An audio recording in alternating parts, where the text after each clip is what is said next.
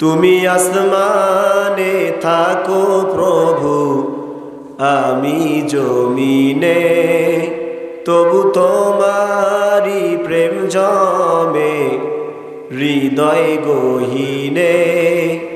তুমি আসমানে থাকো প্রভু, আমি জমিনে, তবু তোমারি প্রেম জমে হৃদয় গহীনে।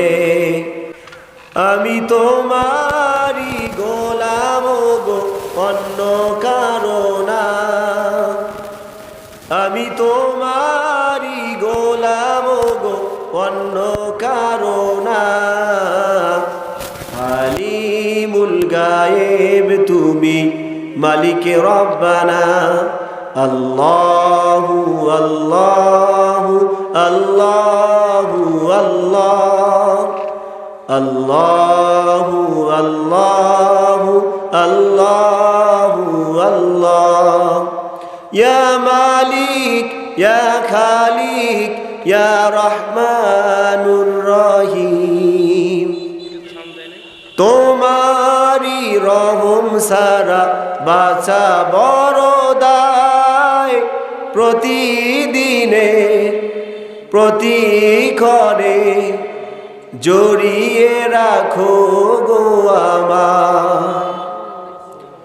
তোমারি রহম সারা বাঁচা বড় দায়, প্রতিদিনে প্রতিক্ষণে জড়িয়ে রাখো গো আমায়। শত শত ভুল মাফ করে দাও, শত শত ভুল মাফ করে দাও, জানা কি অজানা। আমি তোমারি গোলাম গো, অন্য কারো না। আলিমুল গায়েব তুমি, মালিকে রব্বানা। আল্লাহু আল্লাহু আল্লাহু আল্লাহ, আল্লাহু আল্লাহু আল্লাহু আল্লাহ।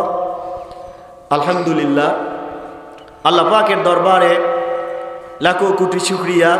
সম্মানিত ভাইরা আমার, নামাজ যার আরবি শব্দ হচ্ছে সালাত, এমন একটি গুরুত্বপূর্ণ বিষয়।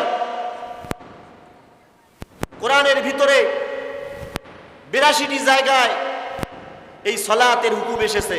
কথা বলেন ঠিক কিনা?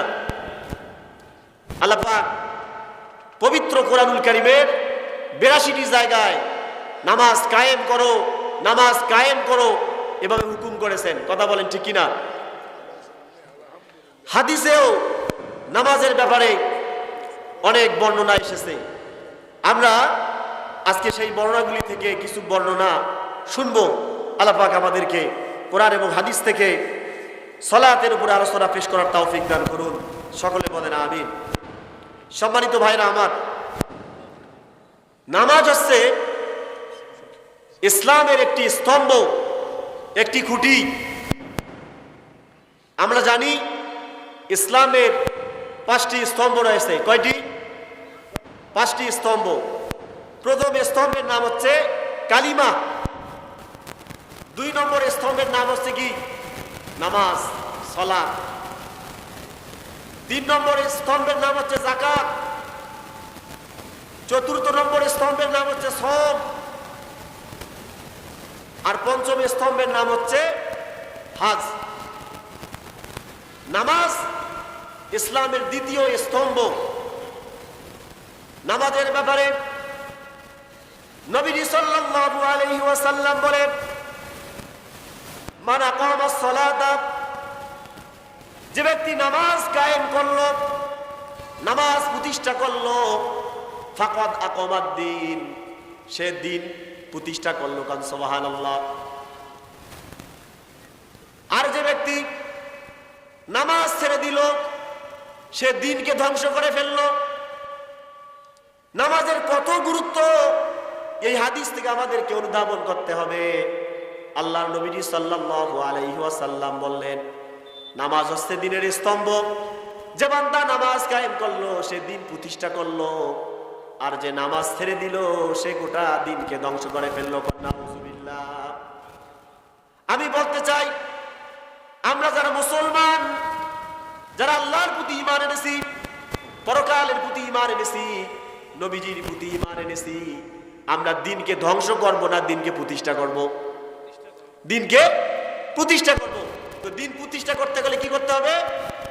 নামাজ কায়েম করতে হবে। কি কায়েম করতে হবে? নামাজ কায়েম করতে হবে। যদি নামাজ কায়েম না করে, আল্লাহর নবীজি বলতেছেন ফাকাদ হাদামাদ দ্বীন, সে দিনকে ধ্বংস করে ফেললো। তাহলে দিন কায়েম করতে হলে নামাজের দরকার আছে না নাই? জোরে বলেন, আছে না নাই?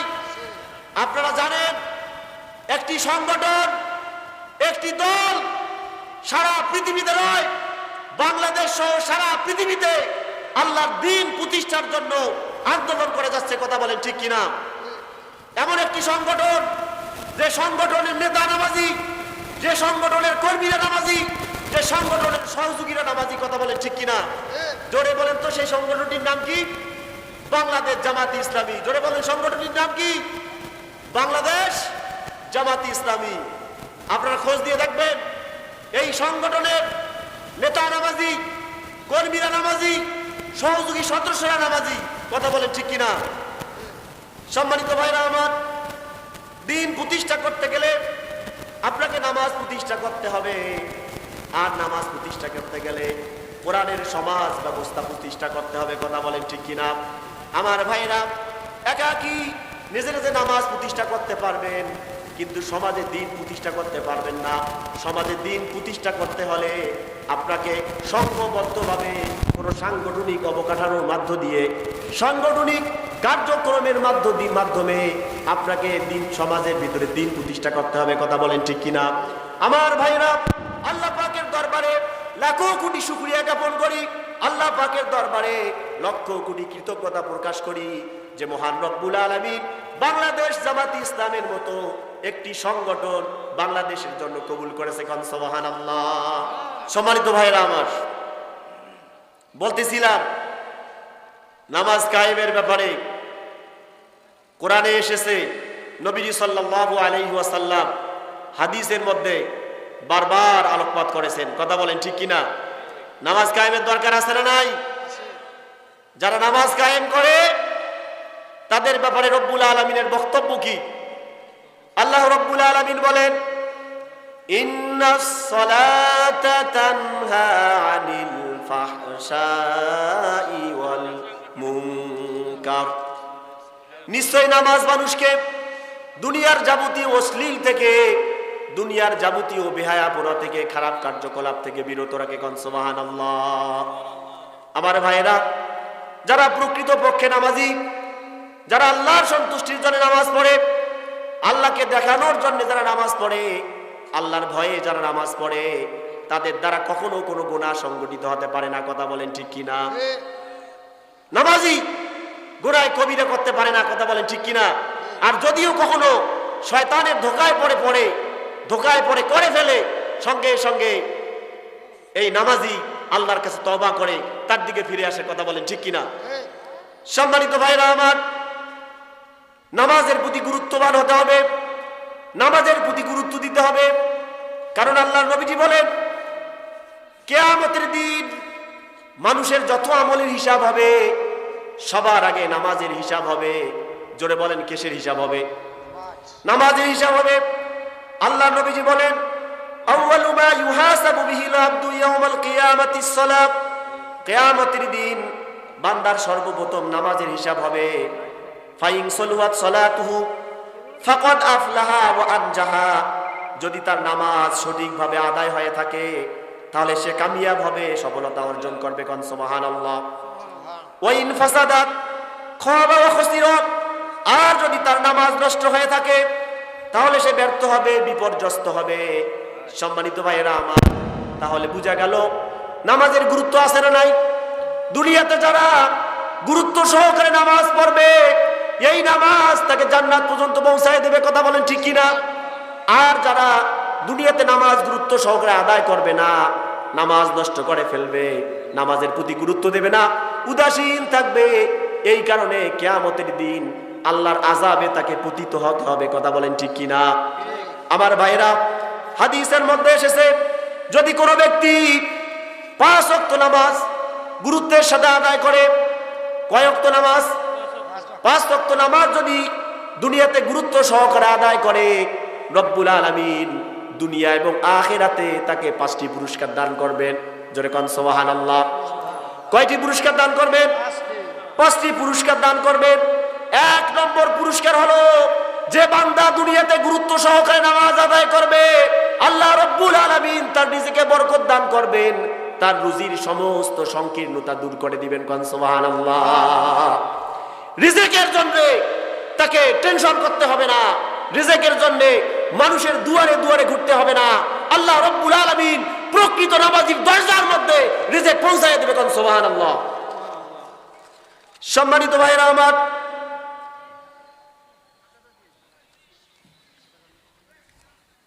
ভাই 11:25 তো বেজে গেছে।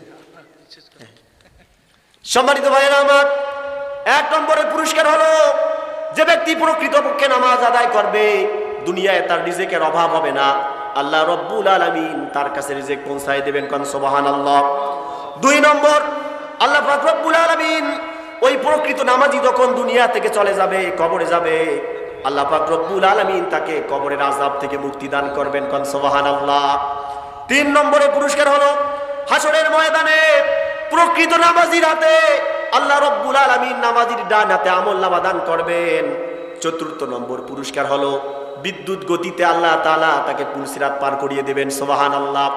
5 নম্বর পুরস্কার হলো রব্বুল আলামিন গুরুত্ব সহকারী নামাজিকে কিয়ামতের দিন কোনো হিসাব দেবেন না, বিনা হিসাবে বিনা আযাবে ফার্স্ট চান্সে সবার আগে জান্নাতে পৌঁছায় দিবেন। কোন সুবহানাল্লাহ।